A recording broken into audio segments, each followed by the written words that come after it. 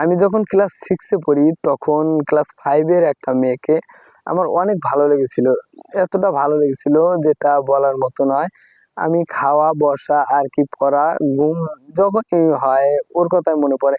ঘুমাইতে গেলে শুধু ওর কথাই মনে পড়ে। রাত্রে আমি ঘুমাইতে পারি নাই।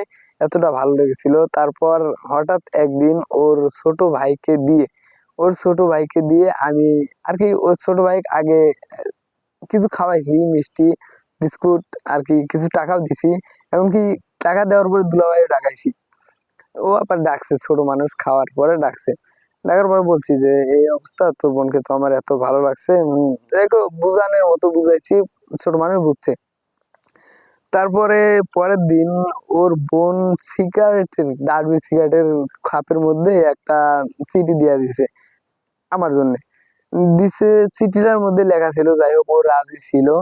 চিঠির মধ্যে লেখা ছিল টাইম টেবল আর কি, কালকে স্কুলে যাওয়ার পথে 10টা অথবা 11টার ওইদিকে দেখা করবা।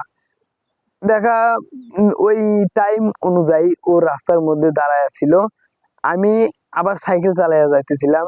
সাইকেল চালা যাওয়ার পথে আমি যে সাইকেল থেকে নামবো আমার এই শক্তিটা হয়নি আর কি। আমি লজ্জা পাইছিলাম, লজ্জা পাওয়ার পরে নামি নাই।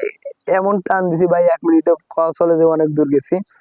যাওয়ার পরে ওর পরে দেখা হয়েছে ভাই, কথা হয়নি। আমি যে আর কি শক্তিটা আর কি, যাই হোক ওই ইটা হয়নি আমার ভিতরে, ফিলিংসটা বলতে কি আমার হয়নি ভাই, ওর সাথে কথা কওয়ার শক্তিটাই হয়নি। এমনকি ভাই আজ থেকে 6 বছর হয়ে গেল ভাই, ওর সাথে একটা কথাও কইতে পারিনি, শুধু দেখি আর হাসি। আমার জীবনটা এরকম হয়েছে ভাই, বলার মতো না। প্রেম বলতে কোনো শব্দ নয়। আর বিশেষ করে দুঃখের বিষয় ভাই, 3 মাস আগে ওর বিয়ে হয়েছে ভাই। ধন্যবাদ।